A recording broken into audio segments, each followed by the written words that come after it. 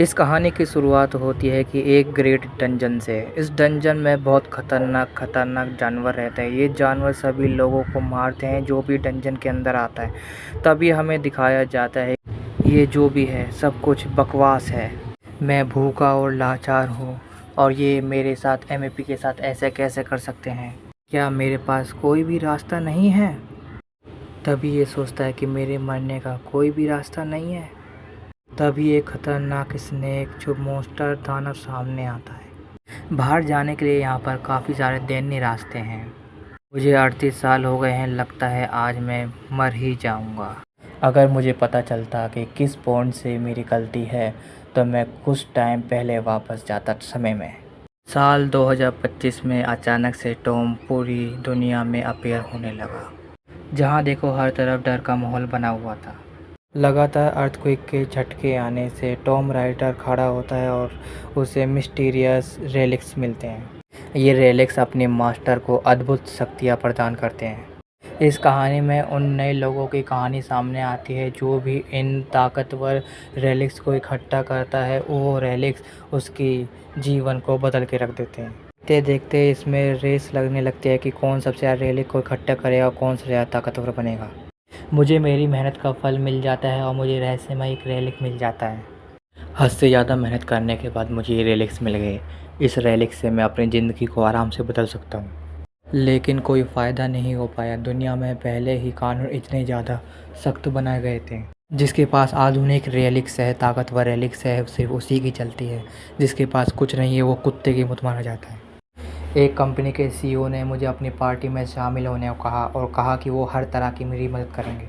मैंने अपने रेलिक्स की ताकत से अपने आप को छुपाया और हर तरह के रेलिक्स को चुराया। टीम लीडर का कहना है कि वो हर तरह के रिजल्ट सामने ला के देगा। कुछ ही सालों के अंदर इस कंपनी का सीईओ पूरी दुनिया में सबसे ताकतवर इंसान बन जाता है और सारा श्रेय उनके लोगों को जाता है।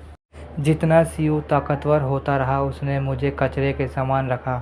उसने मेरी इज्जत करनी बंद कर दी। ना चाहते हुए मुझे उसके साथ काम करना पड़ रहा था। सीईओ ने मुझे रेड पे जाने को कहा, लेकिन मुझे पता है कि ये रेड एक जाल है।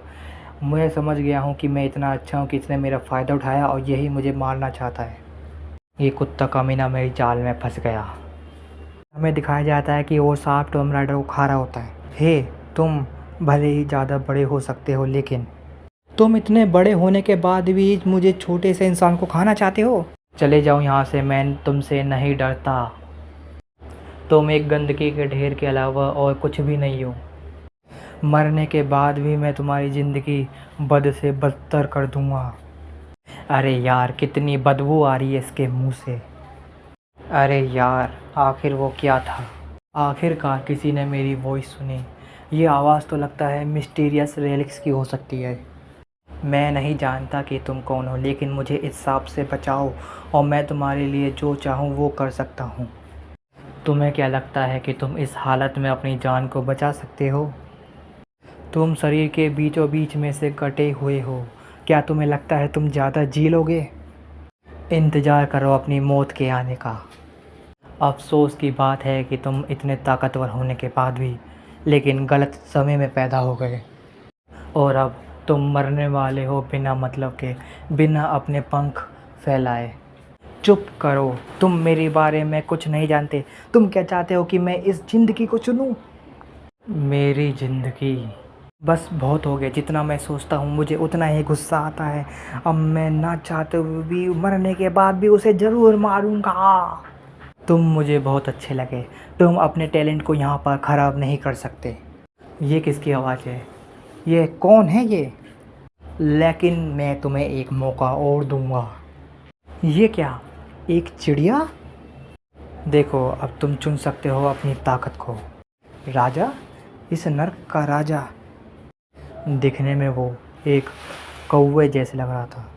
ये क्या, मेरे पैर! दिखने में तो मैं पूरा ठीक लग रहा हूँ, लेकिन मेरे साथ हुआ क्या था? क्या पुलिस स्टेशन? यहाँ पर आखिर हो क्या रहा है? ए, कहाँ जा रहे हो बिना बताए? अब तुम ठीक हो ना? यस, मैं बिल्कुल ठीक हूँ, लेकिन तुम अपना नाम बताओ। ए, क्या उलझुल बोले जा रहे हो? मैंने सिर्फ तुम्हारा नाम पूछा है। अरे यार, इसने मेरे सिर में दर्द कर दिया। तुम जाओ यहाँ से, अपने घर पे जाके रहो।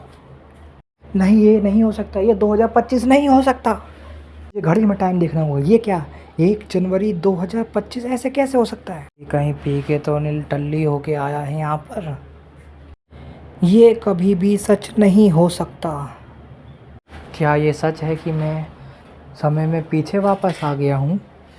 अब समझ में आया कि वो throne of the true king का मतलब क्या था। हर तरह के ताकतवर रेलिक्स यहाँ पर मौजूद है। अब मैं हर तरह के रेलिक्स को प्राप्त कर सकता हूँ सबसे पहले। आने वाले समय में क्या होने वाला मुझे सब पता है, तो मैं हर तरह के रेलिक्स के बारे में जानकारी रखता हूँ। अब आएगा ना खेल में मज़ा। शुरू करने के लिए अब मैं और इंतज़ार नहीं कर सकता बिल्कुल भी।